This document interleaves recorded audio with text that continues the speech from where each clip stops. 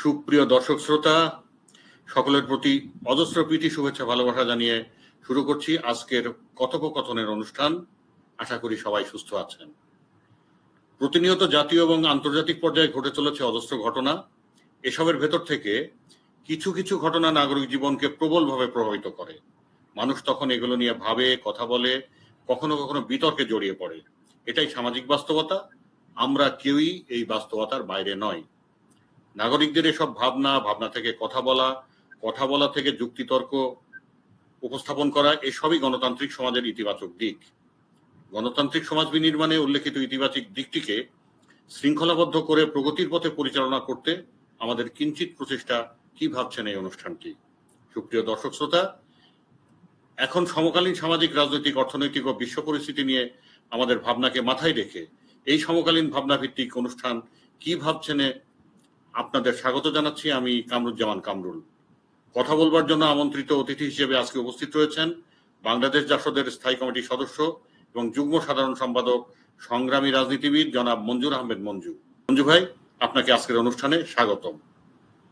আপনাকেও ধন্যবাদ এবং আপনাকে আমার ব্যক্তিগত পক্ষ থেকে শুভেচ্ছা এবং অভিনন্দন, এবং আপনার মাধ্যমে যারা এই অনুষ্ঠান দেখছেন তাদের সকলকে জানাচ্ছি আন্তরিক শুভেচ্ছা এবং অভিনন্দন। জি মঞ্জু ভাই, তাহলে চলুন কথা না বাড়িয়ে আমরা সরাসরি আলোচনায় চলে যাই। অবশ্যই। জি মঞ্জু ভাই, আপনাকে প্রথমে আমি একটি প্রশ্ন করব। সেটি হলো যে সম্প্রতি জাতীয় সংসদ অধিবেশন শেষ হলো আমাদের, বহুল প্রতীক্ষিত জাতীয় সংসদ, যেটা নির্বাচন হয়েছিল গত ফেব্রুয়ারি মাসের 12 তারিখে। তো সংসদ হলো আইন প্রণয়ন এবং আইনের শাসন প্রতিষ্ঠার ক্ষেত্রে সরকারের জবাবদিহি করার ফোরাম। এই যে সংসদ অধিবেশন শেষ হলো, অনেক বিষয়ে আলোচনা হলো, আলাপ হলো, বিতর্ক হলো। এক্ষেত্রে সংসদের সফলতা কতটুকু, আপনি কি ভাবছেন এই বিষয়ে? ধন্যবাদ আপনাকে। আসলে এইবারের এই সংসদটা দীর্ঘ প্রতীক্ষার ফসল বলা চলে। আমাদের দেশে একটা গণঅভ্যুত্থান ঘটার পরে স্বাভাবিকভাবে সকলের প্রত্যাশা ছিল একটা ভালো গণতান্ত্রিক ব্যবস্থার মধ্য দিয়ে একটা সরকার গঠিত এবং সেই সরকারের মাধ্যমে আমাদের দেশ পরিচালিত হবে, আবার এই দেশের জাতীয় ঐক্য আরো দৃঢ়ভাবে প্রতিষ্ঠিত হবে। এটা ছিল এই দেশের জনগণের প্রত্যাশা, এবং সেই প্রত্যাশার নির্বাচন, কাঙ্ক্ষিত সেই নির্বাচন যদিও হতে বেশ সময় নিয়েছে। দেশের আইন শৃঙ্খলা পরিস্থিতি, তারপরে নির্বাচনের পরিবেশ, সমগ্র বিষয়টা বিবেচনা করে এবং আপনার সংবিধান সংশোধন ইত্যাদি বিষয়ে আলাপ আলোচনার পরে আমাদের এই নির্বাচন সম্পন্ন হয়েছে। স্বাভাবিক কারণে এই নির্বাচনের মধ্য দিয়ে আমাদের প্রত্যাশার জায়গা কিন্তু অনেক বেশি ছিল, বা বেশি বলা যায়। তো আমি ব্যক্তিগতভাবে ধরেন আশাবাদী মানুষ, সবসময় আশা নিয়ে বাঁচতে চাই, স্বপ্ন নিয়ে বাঁচতে চাই। এবারের যে সংসদ অধিবেশন আপনার অনুষ্ঠিত হলো, এই সংসদ অধিবেশনের মধ্যে একটা মিশ্র একটা ভাব কিন্তু আছে সংসদের ভিতরে। মিশ্র ভাব বলতে আমি বোঝাতে চাইছি যে বিএনপি একেবারে একজন নতুন নেতৃত্ব নিয়ে এসে তাদের সরকার গঠন করলেন। কারণ আমাদের যদি একটু চিন্তা করি, তারেক রহমান সম্ভবত এই প্রথমবার নির্বাচিত হয়ে পার্লামেন্টে এসেছেন, এবং বিএনপির মতো একটা বড় দলের দায়িত্বে উনি ছিলেন এটা, এবং সেই দায়িত্বের অংশ হিসাবে উনি আজকে দেশের প্রধানমন্ত্রী হিসেবেও তার দল থেকে নির্বাচিত হয়েছেন। এবং সেই রকম একটা বড় দায়িত্বের জায়গায় উনি আসার পরে স্বাভাবিক কারণেই মানুষের দৃষ্টি কিন্তু ওনার দিকে খুব প্রখর ভাবে বেশি ছিল। তবে এই জায়গায় আমার ওনার যে সমস্ত বক্তব্য আমি সংসদে খেয়াল করেছি, উনি গণতন্ত্র এবং রাষ্ট্র পরিচালনার ক্ষেত্রে গণতন্ত্রকে কোনো ব্যক্তি বা দলের সম্পত্তি হিসাবে উল্লেখ যাতে কেউ না করে, সেই বিষয়ে এটি জনগণের অধিকার, এরকম একটা ভালো কথা উনি বলেছেন।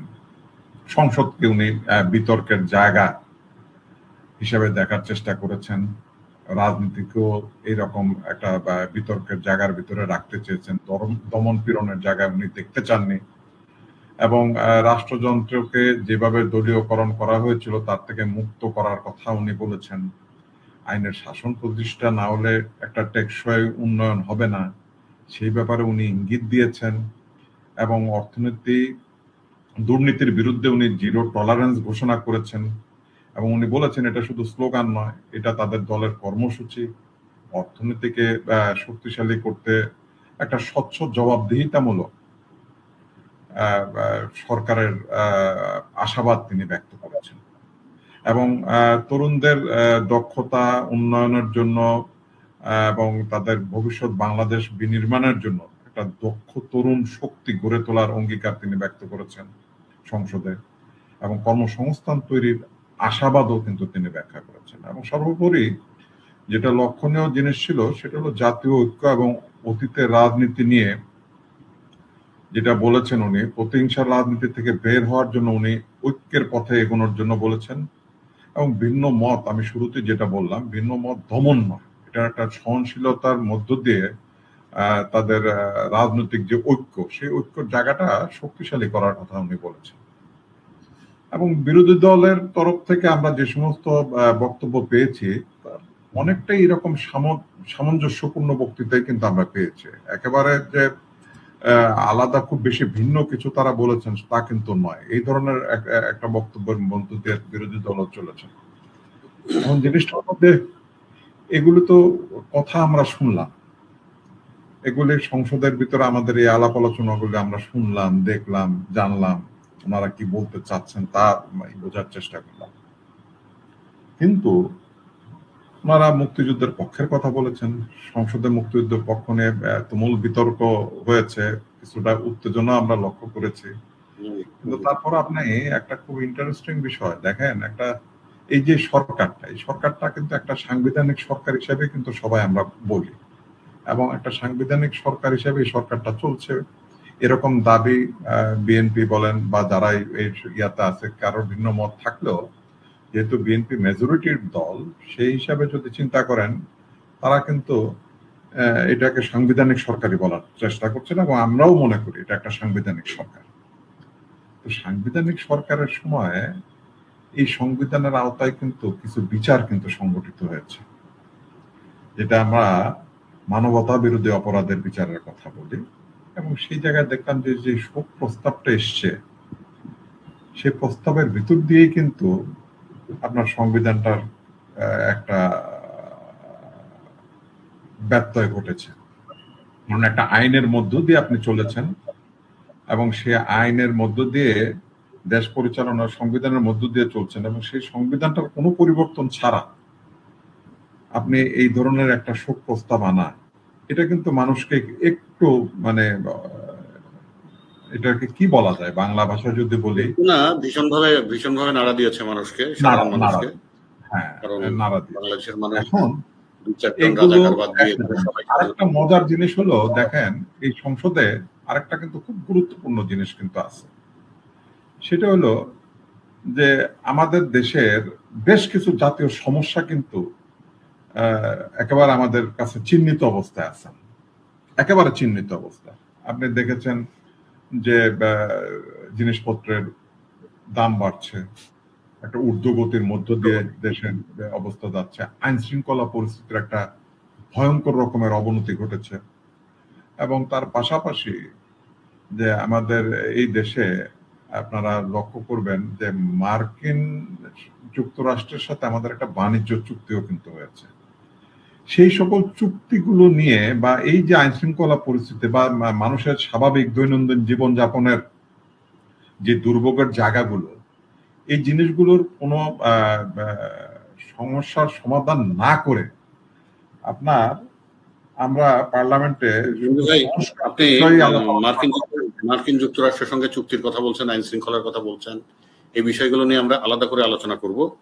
তো সংসদের সফলতা ব্যর্থতা নিয়ে আপনি কথা বলতে, আপনাকে এই জন্য কথাটা বলতে চাইলাম যে এই যে গুরুত্বপূর্ণ বিষয়, এই বিষয়গুলো কিন্তু এবারের সংসদের যে প্রথম অধিবেশন বসলো সেই আলোচনা হয়নি, প্রাধান্য পায় নাই। কিন্তু এটা হলো এই সংসদের একটা মানে আমার কাছে নেগেটিভ দিক মনে হচ্ছে, যে হয়তো কোনো ইন্টেনশনালি কোনো জিনিস আড়াল করার জন্য ভিন্ন প্রসঙ্গে আলাপ আলোচনা করলেন, কিন্তু এত ইম্পর্টেন্ট গুরুত্বপূর্ণ বিষয়গুলো নিয়ে কিন্তু আমরা কোনো আলাপ আলোচনা কিন্তু করলাম না। তার মানে জাতীয় সংসদের যে অধিবেশনটা হয়ে গেল, এখানে 10-এর মধ্যে 10 আপনি দিচ্ছেন না।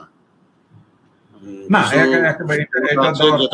যেটা সংসদ নেতা বা প্রধানমন্ত্রী যেটা রাজনৈতিক সহনশীলতার কথা বলছেন, গণতন্ত্রের কথা বলছেন, কিন্তু বাস্তব চর্চায় সেটা তিনি প্রমাণ করতে পারেননি, অন্তত এই 3 মাসের সরকারে। এটাই বলছেন আপনি।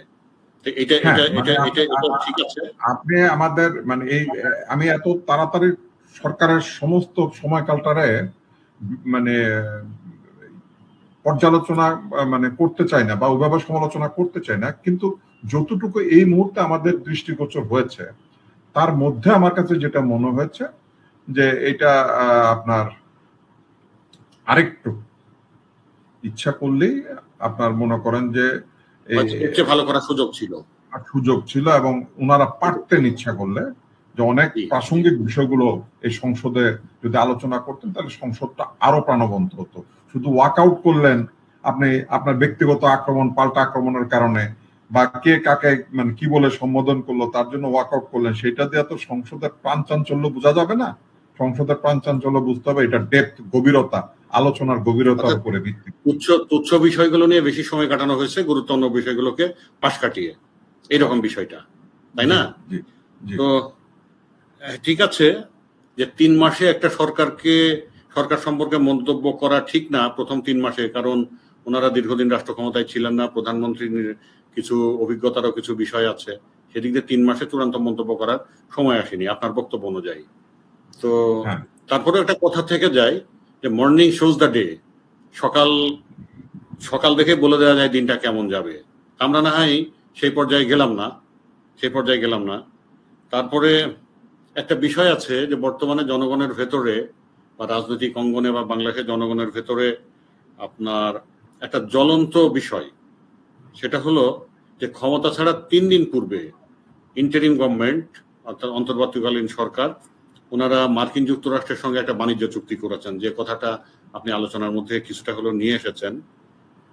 তো এই চুক্তির কোনো মহল বিরোধিতা করছে বাংলাদেশে সরাসরি, তারপরে আবার কোনো প্রভাবশালী মহল চুক্তির ব্যাপারে একেবারে চুপচাপ রয়েছে, মুখে কুলু পেটে আছে, কোনো কথাবার্তা বলছে না, পক্ষেও বলছে না বিপক্ষেও বলছে না। এইটা কেন? প্রভাবশালী মহল বলতে আমি প্রভাবশালী রাজনৈতিক দলগুলোকে বোঝাচ্ছি, মেইন স্ট্রিমের রাজনৈতিক দলগুলো বোঝাচ্ছি, তারা কিছুই বলছে না।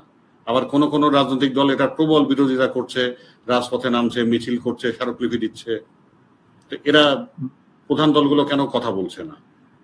আপনিও যেটা তুললেন চুক্তি। ধন্যবাদ আপনার এই প্রশ্নটার জন্য আমি আপনাকে আলাদা করে একটু ধন্যবাদ জানাতে চাই এই কারণে, দেখেন এই যে চুক্তিটা আমেরিকার সাথে বাংলাদেশের যে চুক্তিটা হলো, এই চুক্তিটার নাম যদিও ধরেন বাণিজ্যিক চুক্তি যদি বলেন, কিন্তু আমার কাছে মনে হয় যেন এটা শুধু বাণিজ্যিক চুক্তির মধ্যে এটা সীমাবদ্ধ অবস্থায় নাই।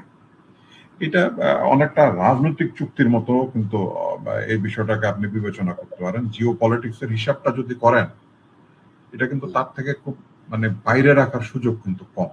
একটা হলো যে বাণিজ্যিক যে দিকগুলো আছে, যেটার সমালোচনা ধরেন রাজনৈতিক দলগুলো করছে ইত্যাদি ইত্যাদি, সেই সমালোচনা তো আছে।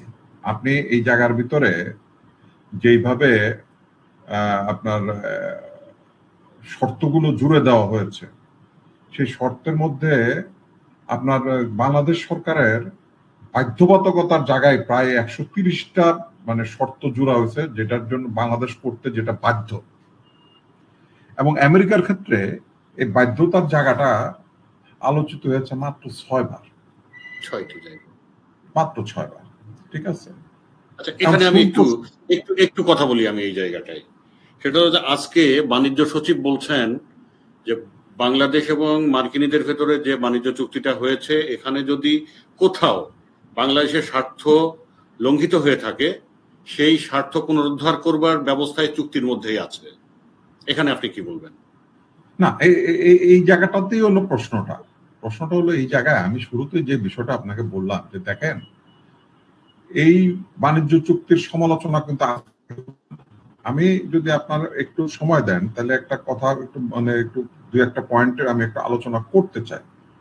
সেটা হলো যে দেখেন বলেন। যে যুক্তরাষ্ট্রের সুবিধাগুলো কি কি ছিল বাংলাদেশে প্রায় ৭,১৩২টা মার্কিন পণ্যের উপর শুল্ক ছাড় দিতে বাংলাদেশ কিন্তু সম্মতি দিচ্ছে। ঠিক আছে, মানে বাংলাদেশ এই মুহূর্তে বাধ্য হ্যাঁ, চুক্তি শর্ত আর ৪,০০০ প্রায় ধরেন ৪,০০০ এর উপরে প্রায় ৫,০০০-এর মতন পণ্য চুক্তির দিন থেকেই শূন্য শুল্কে কিন্তু বাংলাদেশে ঢুকতেছে। ঠিক আছে, কোনো শুল্ক ছাড়াই বাংলাদেশে ঢুকবে। হ্যাঁ, এর বিপরীতে আপনার মনে করেন যে যুক্তরাষ্ট্রের বাংলাদেশের ইয়ে হলো আপনার মোস্ট প্রবাবলি ১৬০০ কিছু উপরে বাংলাদেশের পণ্যের উপরে তারা শুল্কের ছাড় দিছে বা কিছুটা হ্রাস করছে এইরকম। ঠিক আছে, তা আপনি অনেকগুলি জিনিস আছে যেটার ভিতরে আপনার ধরেন কিনতে গেলে ধরেন জ্বালানি কথা যদি বলেন, হ্যাঁ, আগামী ১৫ বছর আপনার যুক্তরাষ্ট্র থেকে মিনিমাম আপনার $১৫০০ কোটি, যেটা প্রায় $১৫০০ কোটি, দ্যাট মিনস আপনার মনে করেন যে ১৫ বিলিয়ন, এটা আপনার এলএনজি বলেন অন্যান্য জ্বালানি আপনার আমদানি করতে হবে। কৃষি পণ্য আপনার মনে করেন, হ্যাঁ, মার্কিন যুক্তরাষ্ট্র কৃষি পণ্য আপনার প্রতি বছর প্রায় $৩৫০ কোটি মার্কিন কৃষি পণ্য আপনার দেশে কিনতে হবে। তার ভিতরে গম আছে, সয়াবিন তেল আছে, এবং এটা আপনার কিন্তু বাধ্য আপনার এটা কিনতে। এখন মজার জিনিস হচ্ছে কি, এখানে এরকম মূল্য নির্ধারণের প্রতিযোগিতার কোনো সুযোগ নাই এখানে, না, এইরকম বাধ্যবাধকতার জায়গাগুলিতে আপনি আটকে আছেন। এখন আপনি খেয়াল রাখবেন যে ধরেন যাদের প্রচুর পয়সা আছে তারা দেখবেন যে আপনি বড় বড় শপিং মল থেকে কিন্তু সময় বাঁচানোর জন্য খুব স্বল্প সময়ের ভিতর দিয়ে কিন্তু তাদের এই শপিংটা সারে। আর গরিব মানুষের ক্ষেত্রে আপনি দেখবেন যে গরিব মানুষ কিন্তু এই বাজারের এই প্রান্ত থেকে ওই প্রান্ত পর্যন্ত ঘুরে শুধুমাত্র কম দামে কেনার জন্য পাওয়া যায় তার জন্য। ঠিক আছে, বাংলাদেশের এই বাজার যাচাই করার যেই সুযোগটা এতদিন বাংলাদেশ ভোগ করত, এই চুক্তির মধ্য দিয়ে কিন্তু সেই বাজার যাচাই করার সুযোগটাও কিন্তু বন্ধ হয়ে গেল। ঠিক আছে, আপনি যে কোথাও হ্যাঁ, তাদের নির্ধারিত মূল্যে কিনতে হবে, এবং অনেকগুলো মানে প্রোডাক্ট আছে যেটা মনে করেন যে আপনি মানে বিএসটি সুবিধাও মানে আপনি বিএসটি ইয়াও আপনি করতে পারবেন না তাদের কারণে। ঠিক আছে, এই ধরনের মানে এমবার্গো কিন্তু আছে। খাদ্য, তারপরে ওষুধ প্রশাসনের যে সমস্ত ল্যাবরেটরি থেকে অনুমোদিত যে কোনো পণ্যের ক্ষেত্রে আলাদাভাবে আপনার কোনো টেস্ট কিন্তু আপনি করতে পারবেন না। তারা যেই সার্টিফিকেট দিচ্ছে ওই সার্টিফিকেটের উপরে ভিত্তি করে কিন্তু আপনার এই জিনিসগুলো আপনার দেশে ঢুকবে, এইটা হলো এক জিনিস গেল। এখন দেখেন, যদি আপনি এইরকম কৌশলের ভিতরে আটকা থাকেন তাহলে আশেপাশের দেশের সাথে আপনার সম্পর্কটা কি দাঁড়াবে? আপনি যখন দেখবেন, কথার কথা ধরেন আপনার একটা প্রতিবেশী দেশ এর থেকে কম দামে আপনার জিনিস বিক্রি করতেছে, কিন্তু আমরা কিনতে পারছি না, তার কারণে আপনি কিনতে পারতেছেন না, সেই তার সাথে আপনার সম্পর্কটা কি দাঁড়াচ্ছে? ঠিক আছে, আপনি কিন্তু তার আর মিত্রের জায়গায় থাকছেন না। আরেকটা মজার জিনিস হলো যে এই জায়গায় আমেরিকার সাথে যে সমস্ত দেশের সম্পর্কের কোনো কারণে অবনতি ঘটবে তাদের উপরে যদি আমেরিকা কোনো ব্যারিয়ার তৈরি করার চেষ্টা করে, আপনার কিন্তু তার সাথে সাথে সম্মতি জ্ঞাপন করতে হবে। ধরেন কথার কথা বলি আমি, এটা ফর এক্সাম্পল, এটার আপনার ইয়া করার কিছু নাই। ধরেন চীনের সাথে সম্পর্কটা যদি আজকে আমেরিকার, ধরেন আমেরিকার সবচেয়ে প্রতিযোগিতা তো হচ্ছে চীনের সাথে, আমেরিকার সম্পর্কটা কোনো কারণে একটু উত্তেজনাকর অবস্থার জায়গায় যায়, তাহলে আপনি আমেরিকার সিদ্ধান্ত অনুযায়ী সম্পর্কটা নির্ধারিত হবে, যেটা আমাদের দেশের ভৌগোলিক নিরাপত্তার জন্য অত্যন্ত ভয়ঙ্কর জিনিস। কিন্তু এটা ভয়ঙ্কর, অত্যন্ত ভয়ঙ্কর। এক্ষেত্রে আপনি প্রথমে একটা কথা বলেছেন, এই যে চুক্তিটা হলো, এই চুক্তিটা হলো কখন? আপনার 9 তারিখে ফেব্রুয়ারি মাসের, যখন 12 তারিখে আমার দেশে নির্বাচন, ঠিক 9 তারিখে আপনি এই চুক্তিটা করলেন। এবং এই যে চুক্তিটা করলেন, এই চুক্তিটা করলেন কারা? যারা আপনি বলতেছেন অন্তর্বর্তীকালীন সরকার, না এটা কোনো রেগুলার গভর্নমেন্ট না, এটা অন্তর্বর্তীকালীন সরকারের কাজও না, তারা এই কাজটা করলেন। এবং যে এই কাজটা করলেন তিনি ওই মন্ত্রণালয়ের দায়িত্বপ্রাপ্ত উপদেষ্টাও নন। উনি ছিলেন একজন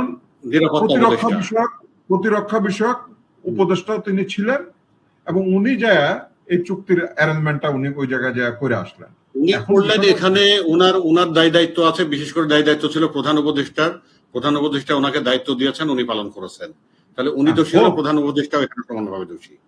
নিশ্চয়ই সমস্ত কর্মকাণ্ডের দায় দায়িত্ব নিশ্চয়ই প্রধান উপদেষ্টার উপরেই থাকবে, প্রধান উপদেষ্টা। হ্যাঁ, মানে ফাইনালি ওই জায়গায় আপনি যাবেন। কিন্তু এই যে ঘটনাটা যখন ঘটলো, উনাকে যখন জিজ্ঞেস করা হইলো যে আপনি যে এইরকম একটা সেন্সিটিভ ডিসিশন নিলেন, আপনার সরকার নিল, আপনি এটা কিভাবে নিলেন, উনি কিন্তু এই বিষয়ে ওনার আঙ্গুলি দেখাইলেন আপনার বর্তমান প্রধানমন্ত্রীর যে দল, সেই দল এবং যারা বিরোধী দল তাদের দিকে তাকিয়ে বললেন যে আমরা তাদের সাথে আলাপ আলোচনা করেই কিন্তু এই সিদ্ধান্ত নিয়েছি। স্বাভাবিক কারণে ধরেন আমার একটা স্লোগান, প্রধানমন্ত্রীর একটা স্লোগান, এখানে আপনার সাথে যোগ করি, যখন খলিল সাহেব অঙ্গুলি নির্দেশ করলেন বিএনপি এবং জামাতের দিকে, বিএনপি জামাত কিন্তু কোনো প্রতিবাদ করে নাই, তার মানে বিষয়টাকে মেনে নিল তারা। আমি সেটাই বলতে চাচ্ছি যে ধরেন আপনার যখন এটা করলেন, তারা এই জিনিসটা করার পরে আপনি স্বাভাবিক কারণে আমার প্রধানমন্ত্রী হওয়ার আগেই ওনার একটা স্লোগান কিন্তু আমাকে খুব অ্যাট্রাক্ট করেছিল, সবার আগে বাংলাদেশ। আমার মনে হয় আমরা যারা এই দেশের মানুষ, এটা আমাদের সবার প্রাণের স্লোগান, কিন্তু না, এটা আমাদের প্রাণের স্লোগান যে সবার আগে আমার দেশ। ঠিক আছে, এই যে স্লোগানটা আপনি দিলেন, সবার আগে বাংলাদেশ, এটার প্রায়োগিক দিকটা কি হবে সেটার দিকে তো আমাদের তাকানোর কথা। এবং যে ভদ্রলোক এই কথা বললেন, এই কথা বলার পরে আমরা যখন এটা সমালোচনা করতেছি, তখন আপনি তারা আইনা বাংলাদেশের পররাষ্ট্রমন্ত্রী বানাই দিলেন। ঠিক আছে, এক। দুই নম্বর জিনিস হচ্ছে কোনোভাবেই সামঞ্জস্যপূর্ণ নয়। আপনি আলোচনার প্রথমে যেটা বলেছিলেন যে উনি সংসদে একটা কথা বলছেন কিন্তু প্র্যাকটিসে সেটা দেখাতে পারছেন না, এখানেও তাই। উনি বললেন সবার আগে বাংলাদেশ, কিন্তু কার্যক্রমে দেখাতে যে সবার আগে মার্কিন। ওনার কার্যক্রমে এই যে জিনিসটা এখন ধরেন আমাদের যে প্রবলেমটা, আমরা তো ভাই এই দেশটা তো আপনি আজকের থেকে লড়াই করতেছেন না, অনেক দীর্ঘদিনের লড়াই। আপনি পিন্ডির বিরুদ্ধে লড়াই করছেন, বৈষম্যের কথা বলে, গোলামি, দাসত্ব, এগুলোর বিরুদ্ধে 23 বছর লড়াই করা হয়েছে ওখানে। হ্যাঁ, এবং লাস্ট যে গভর্নমেন্ট গেল, সেই গভর্নমেন্টের বিরুদ্ধে একটা অন্যতম অভিযোগ ছিল যে উনি দিল্লির দাসত্বের দিকে বাংলাদেশটা ঠেলে দিচ্ছেন। আপনি দিল্লির দাসত্ব গেল, পিন্ডির দাসত্ব গেল, লড়াইয়ের কথা বললে এখানে আমি একটু বলি, ইন্টারাপ্ট করি আমি একটু, যে 71 থেকে 47 থেকে 71 23 বছর লড়াই করেছে বাংলাদেশের মানুষ পশ্চিম পাকিস্তানের বিরুদ্ধে এই বৈষম্যের বিষয়ে। আর আপনি যে দলটা করেন, সেই দলের জন্ম 1972 সালের 31শে অক্টোবর। তো সেই 1972 সালের 31শে অক্টোবর থেকে অদ্যাবধি যত সরকারই এসছে, সবার বিরুদ্ধে আপনারা লড়াই করছেন এই বৈষম্যের বিষয় নিয়ে, বৈষম্যহীন বাংলাদেশ তৈরি করার জন্য আপনার দল, তাই না? এখন বিএনপি কতদিন লড়াই করেছে? ওরা যতদিন ক্ষমতায় ছিল ততদিন লড়াইটা করে নাই, কিন্তু লড়াইয়ের ঐতিহ্য, লড়াইয়ের ইতিহাস তাদের চাইতে আপনাদের দলের বেশি, আপনাদের বেশি। না, সেটা ঠিক আছে। আমি মানে ওইভাবে আসলে আমি সাকসেস রেটটা, বা ধরেন তারা বড় পার্টি ক্ষমতায় আছেন, আমরা তো আর ক্ষমতায় যাই না, আমরা বরং ধরেন ক্ষমতার থেকে সবসময় অনেক দূরে ছিলাম। ক্ষমতাসীন পার্টির একটা ইয়া হলো একরকম, তারা ধরেন এই যে ক্ষমতায় আছেন এবং যে বক্তব্য, আমরা তো প্রত্যাশা করি কি, আমরা প্রত্যাশা করি যে উনি যে বক্তব্যটা দিলেন সে বক্তব্যটারে উনি লালন করেন, ধারণ করবেন, এটাই আমাদের প্রত্যাশার জায়গা। কিন্তু আমরা যদি এই আমেরিকার জায়গায়, গোলামের জায়গায় চলে যাই, সেটা কিন্তু আমাদের দেশের এবং ভৌগোলিক নিরাপত্তার বিষয়টাও কিন্তু আমি আপনাকে বললাম যে সমস্ত কিছু আমাদের সাথে সম্পর্কটা তো এইটা না, আমাদের সাথে সম্পর্কটা হবে সবার সাথে আমাদের বন্ধুত্বপূর্ণ সম্পর্ক থাকবে, এবং সেই জায়গাও কিন্তু পররাষ্ট্রনীতির মূলনীতি যেটা, বন্ধুত্বমূলক সম্পর্ক থাকবে। এবং আমরা সবার সাথে এই সম্পর্কটা রাখার চেষ্টা করব এবং নিজেরা চেষ্টা করব যে অন্তত নিজেদের স্বার্থের জায়গাটা খুব বেশি যাতে বিসর্জন দেওয়া না হয় সেই দিকে আমরা সমুন্নত রাখতে, স্বার্থের জায়গাটা সমুন্নত রাখতে। কিন্তু এই জায়গাটার থেকে আমরা কিন্তু ফেল করলাম। কিন্তু আমার কাছে মনে হচ্ছে যে এইটা এখন ধরেন পররাষ্ট্রমন্ত্রী আর আমাদের বাণিজ্য মন্ত্রী যে কথা বললেন, এই কথা বলার পরে তাইলে বাপু আপনারা যখন এই জিনিস বোঝেন যে যদি কোনো কিছু থাইকা থাকে পার্লামেন্টে উঠালেন না কেন বিষয়টা? সেটাই। আর পার্লামেন্টে যদি আছে কিনা আপনার আমাদের স্বার্থহানির বিষয়, বাংলাদেশের স্বার্থহানির বিষয় কিছু আছে কিনা এইটা দেখার দায়িত্ব তো আপনাদেরই। আপনারা না দেখে আপনার কার উপরে চাপাচ্ছেন, তাই না? তা পার্লামেন্টে আপনি এটা উঠালেন না কেন? পার্লামেন্টে উঠালেন না, উচিত ছিল পার্লামেন্টে উঠানো। তা আপনি সেই কাজটা কিন্তু করলেন না। তা আপনি পার্লামেন্টে যদি উঠাইতেন তাহলে আলাপ আলোচনাটা হইতো, জনগণ জানতেন। এখনো দেখেন যে জনগণ যাতে না জানে, জনগণ যাতে এই বিষয়টার থেকে এই বিষয়টাই যাতে জনগণের থেকে অনেক আড়ালে থাকে, তার জন্য এখন বলতেছে যে আমরা যাব, গেলে তাদের সাথে আলাপ আলোচনা হবে। সেই জায়গায় যদি কোন রকমের সমস্যা থাকে, চুক্তির বিরুদ্ধে আপত্তিকর কোনো জিনিস থাকে, আমরা ওই জায়গায় আশা করতেছি এটার একটা মীমাংসা হবে। আপনারা তো পার্লামেন্টে আলোচনা করে ঠিকই করলেন না যে কোন কোন জায়গায় ত্রুটি বিচ্যুতি গুলি আছে, কি অবস্থা আছে, কেন আছে, কি আছে, কেমন ভাবে আছে, সে আলোচনাটা করতেন, একটা জনগণের একটা মতামত নিতেন, বা আমাদের নাগরিক কমিটি একটা করতেন, তাদের সাথে একটু আলাপ আলোচনা করতেন, তাহলে জিনিসটা মনে হয় ভালো হইতো। আমি এই জন্য বললাম যে আমাদের কিন্তু প্রত্যাশার জায়গা অনেক বেশি, কিন্তু আপনি যদি প্রাপ্তি খুবই কম, যদি এটা করতে না পারেন তাহলে মানুষ হতাশ হবে। সম্পর্ক নেই। মনে ভাই, আমরা পরের প্রসঙ্গে যাব, তার আগে একটা ছোট্ট করে একটা কথা বলে নিই। সেটা হলো যে আপনি প্রথমে বলেছেন যে এই চুক্তিটা যতটা না বাণিজ্যিক তার চাইতে বেশি রাজনৈতিক। আবার আপনার দল সহ অনেকগুলো প্রগতিশীল দল এই চুক্তির বিরুদ্ধে আন্দোলনে নেমেছেন, রাজপথে নেমেছেন, আপনারা স্মারকলিপি দিয়েছেন, এবং অনেকেই বলছে, আপনারাও বলছেন যে এটা আসলে বাণিজ্য চুক্তি না, এটা গোলামি চুক্তি। তাহলে আপনি কি এটার সঙ্গে একমত? এটা কি গোলামি চুক্তি বলবেন? না, আমরা তো ধরেন এই চুক্তি নিয়ে আমাদের তো সমালোচনা আছে, চুক্তি নিয়ে সমালোচনা আছে বিধায় কিন্তু আমরা এই বিষয়ে খুব রাজপথে একটা জনমত করার, আপনাদের অবস্থান স্পষ্ট, খুব সুস্পষ্ট অবস্থান। হ্যাঁ, আমাদের স্পষ্ট। আমরা পার্লামেন্টেও কিন্তু আমাদের স্মারকলিপি দেওয়া হয়েছে, আমরা বলছি যে এই জিনিসগুলি থেকে আপনার দ্রুত এই সমস্ত সমস্যা সমাধান হওয়া উচিত এবং এই চুক্তি বাতিলের আহ্বান জানাইছি আমরা। ঠিক আছে, সেগুলি আমরা পরিষ্কার আপনার বক্তব্য এখানে যে আপনারা এই চুক্তির বিরুদ্ধে আছেন, আন্দোলন করছেন এই চুক্তি বাতিল করবার জন্য। তো আমরা একটু পরের প্রসঙ্গে যাই। সেটা হলো যে 2024-এর 5 আগস্ট বাংলাদেশে একটা গণঅভ্যুত্থান হয়েছে। 5 আগস্টের আগে দীর্ঘদিন ধরে বাংলাদেশের আইন শৃঙ্খলা পরিস্থিতি খুব ভালো ছিল, এটা বলা যাবে না, ভালো ছিল না। কিন্তু 5 আগস্টের পরে দেখলাম যে আইন শৃঙ্খলা পরিস্থিতি আরো বেশি খারাপ। দেশে পুলিশ নাই, দেশে মবতন্ত্র কায়েম হয়েছে, যে যেখানে ইচ্ছা সেখানে পারছে আইন শৃঙ্খলা নষ্ট করছে, ভাঙচুর করছে, অগ্নিসংযোগ করছে, মানুষকে মেরে ফেলছে। তো এখন আপনার এই অবস্থার পরে 12ই ফেব্রুয়ারি নির্বাচন হলো। আমরা ধারণা করেছি যে নির্বাচনের পরে একটা রাজনৈতিক সরকার যখন ক্ষমতায় আসবে তখন আইন শৃঙ্খলা পরিস্থিতি ভালো হবে। তো নির্বাচন তো হয়ে গেল, আজকে 3 মাস হলো। এখনকার আইন শৃঙ্খলার পরিস্থিতি কি, আপনি কি মনে করেন যে এটা কি একবার ঠিকঠাক হয়ে গেছে? না, এটা একেবারে কতটুকু অগ্রসর হতে পারলো? না, এটা একবারে ঠিকঠাক হয়ে গেছে এটা বলার কোনো সুযোগ নাই যে এটা ঠিকঠাক হয়ে গেছে, এটা আপনি বলতে পারবেন না, এটা বলার কোনো সুযোগ নাই। কারণ ইতিমধ্যে আপনি দেখছেন যে আমাদের বেশ কিছু বড় সড়ো অকারেন্স আমাদের ঢাকা শহরে কিন্তু ঘটছে, তাই না?